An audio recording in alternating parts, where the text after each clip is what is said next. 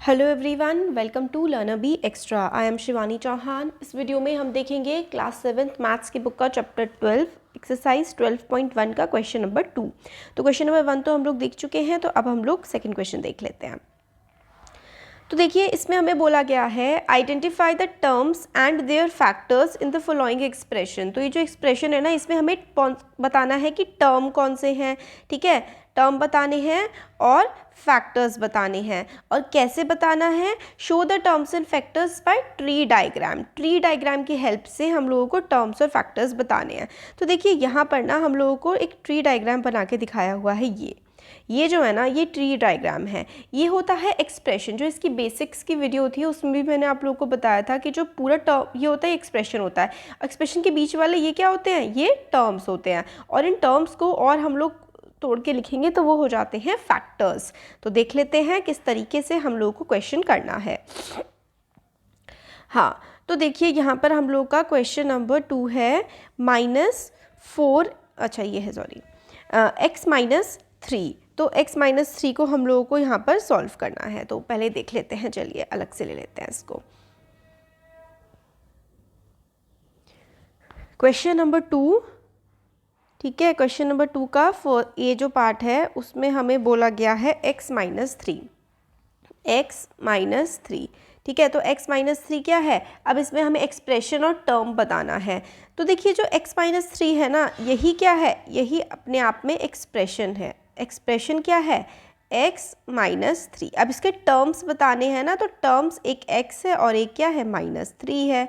Term एक x है और एक है -3। बस।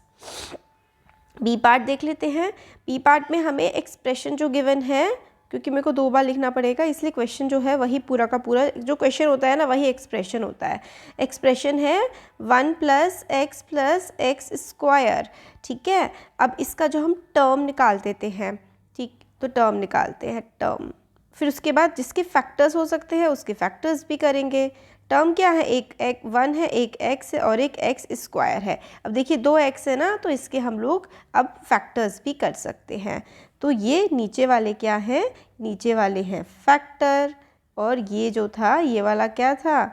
ये था टर्म। ये टर्म था और ये था फैक्टर। और ये था क्या? एक्सप्रेशन, ठीक है। जो पूरा होल होता है वो एक्सप्रेशन होता है, इसके टूटे हुए टर्म होते हैं और फिर और ब्रेक करते हैं तो फैक्टर होता है।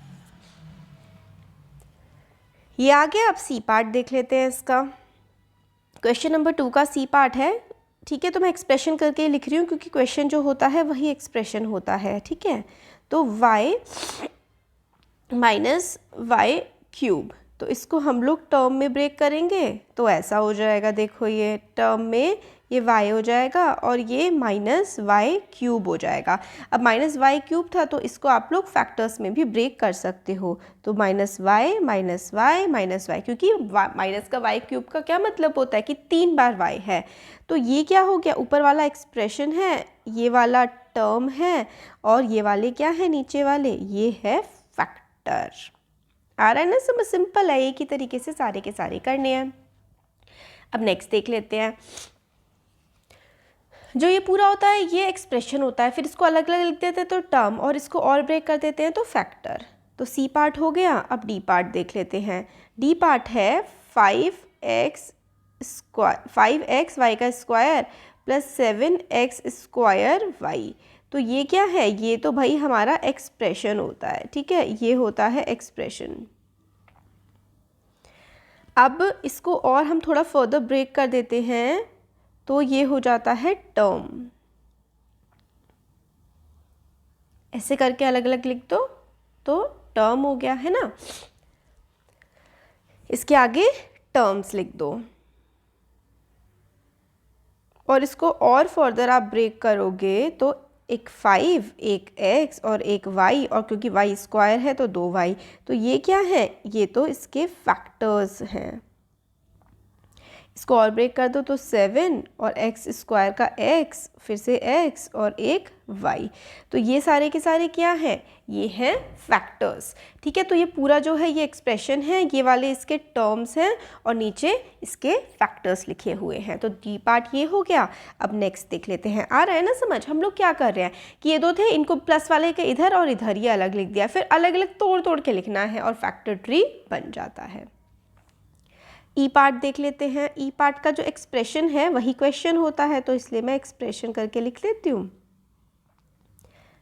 वो है a minus a b plus 2b square minus 3a square. अब इसको तोड़ के लिख दोगे 3 पार्ट्स में, क्योंकि 3 पार्ट्स में ये है तो इसको लिख दो भाई। Minus a b 2ab square minus 3a square. ये क्या है, ये वाला टर्म होता है। अब इसको और तोड़ोगे तो माइनस ए और बी, इसको और तोड़ोगे तो 2b और b, इसको और तोड़ोगे तो माइनस 3a। तो ये नीचे वाला क्या है, नीचे वाला है फैक्टर। ठीक हो गया। तो ऊपर वाला एक्सप्रेशन, ये इसके टर्म और ये फैक्टर। ठीक है, तो एक पार्ट इसका हो गया। अब सेकंड पार्ट देख लेते हैं, उसमें टर्म को और फैक्टर्स को एक्सप्रेशन में आइडेंटिफाई करना है। तो हमने अभी फैक्टर ट्री के अकॉर्डिंग किया है। अब ट्री के अलावा आपको एक्सप्रेशन, टर्म और फैक्टर लिखना है, बस ऐसी लाइनें नहीं बनानी है।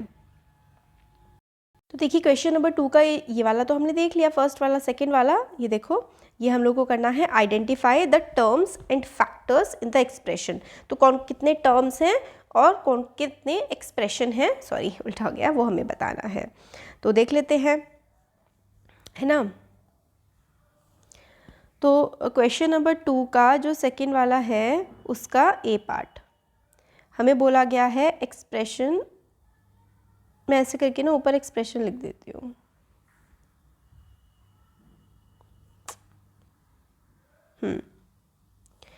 एक्सप्रेशन है ये, ठीक है। फिर उसके बाद मैं टर्म लिखूंगी यहाँ पे और उसके बाद फैक्टर यहाँ पे। ठीक है, तो एक्सप्रेशन क्या है, -4x + 5। टर्म कौन कौन से हैं, टर्म तो इसमें -4x है, ठीक है ना। और कौन सा है, -4x है, और क्या है, और कॉमा 5 है ना, क्योंकि 2 टर्म है ऐसे करके। और फैक्टर्स किसके होंगे, फैक्टर तो सिर्फ इसके ही हो सकते हैं। फैक्टर क्या है, -4 एंड x, यही फैक्टर्स हो सकते हैं, राइट। क्यों, क्योंकि इनको ही तो तोड़ करके फैक्टर लिखते हैं। फैक्टर 3 में भी तो ऐसे लिखते हैं ना, इसको ऐसे करके 4 और x, है ना फैक्टर। तो फैक्टर तो भाई ऐसे ही लिखते हैं। ठीक है, अब a वाला पार्ट देख लिया। अब ज़रा b देख लेते हैं। b पार्ट में हमें बोला गया है -4x + 5y। तो क्या क्या हो गए टर्म, -4x, 5y टर्म हो गए। अब फैक्टर्स क्या क्या हो गए, फैक्टर्स हो गए -4 एंड x, है ना, -4 and x, 5 and y, 5 and y, 2 हो गए ना। ये और ये ऐसे करते हैं। सी पार्ट है 5y + 3y स्क्वायर। तो टर्म कौन कौन से हो गए, टर्म तो हो गए 5y, 3y स्क्वायर। अब फैक्टर्स देख लेते हैं, 5 एंड y, 3 एंड y, है ना। तो एन यहाँ पे नहीं लगेगा ना, 3 y, ये हमारे क्या हो गए, फैक्टर्स हो गए। क्योंकि फैक्टर्स में तोड़ के लिखना होता है सबको अलग अलग करके बस। नेक्स्ट है xy + 2x square y square. Term क्या होता है, xy, 2x square y square, है ना, ये साथ में जुड़े हुए हैं दोनों। अब फैक्टर अगर निकाले तो फैक्टर हो जाएगा xy, फैक्टर क्या हो जाएगा, फैक्टर हो जाएगा x एंड y, 2, x,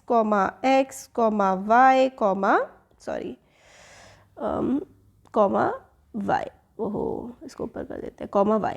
ठीक है, क्यों, क्योंकि 2 था, फिर उसके बाद x को 2 बार लिखना था और y को भी हमें क्या करना था, 2 बार लिखना था। d हो गया। अब e देख लेते हैं। चलो डी तक इसमें देख लिया, अब ई में थोड़ा नेक्स्ट पेज पे कर देती हूँ। इतना आ गया ना समझ, हम लोग कॉमा कर करके लिख रहे हैं क्योंकि हमें फैक्टर्स को तोड़ना है। अब ई पार्ट देख लेते हैं इसका।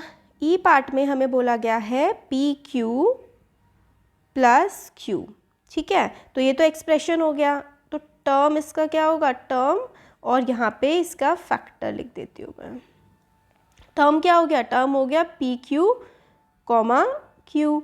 फैक्टर क्या क्या हो गया, फैक्टर हो गया P and Q comma Q, क्योंकि देखिए पी क्यू ये था और एक क्यू था, तो ऐसे करके लिखे जाएंगे, ठीक है। एफ नेक्स्ट पार्ट है 1.2 AB, ठीक है, माइनस 2.4 B प्लस 3.6 A। अब इसके टर्म क्या क्या होंगे, तीनों को अलग अलग करके लिख दो, क्या ही है टर्म में, 1.2 AB comma minus 2.4 B comma 3.6 A, ये अलग अलग करके टर्म हो गए। अब इसके फैक्टर्स बड़े सारे होंगे भाई, ध्यान से देखो, 1.2 A एंड B, ठीक है, फिर कॉमा लगाओ 2.4 एंड B, 3.6 एंड A, ऐसे करके ये और ये, ठीक है, इस तरीके से लिखोगे। F हो गया। अब G देख लेते हैं।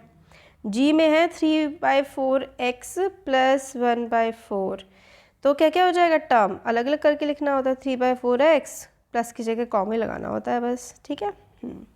फैक्टर में हो जाएगा 3/4 एंड x कॉमा 1/4, अलग अलग करके तो लिखना है और कुछ है ही नहीं इसमें। h, हाँ h है। इसके बाद तो नेक्स्ट क्वेश्चन है। नेक्स्ट क्वेश्चन तो भाई नेक्स्ट वीडियो में देखेंगे, नहीं तो काफ़ी बड़ा हो जाता है वीडियो, फिर आप लोग देखते नहीं हो आगे तक, है ना। 0.1 P square plus 0.2 Q square, ये एक्सप्रेशन था। अरे यार, टर्म क्या क्या है, 0.1 P square comma 0.2 Q square, और फैक्टर क्या क्या है, 0.1 P and Q, 0.1 sorry P square है, 0.1 पी एंड पी, और कॉमा 0.2 क्यू एंड क्यू। तो ये हम लोगों ने देख लिया सेकंड क्वेश्चन पूरा।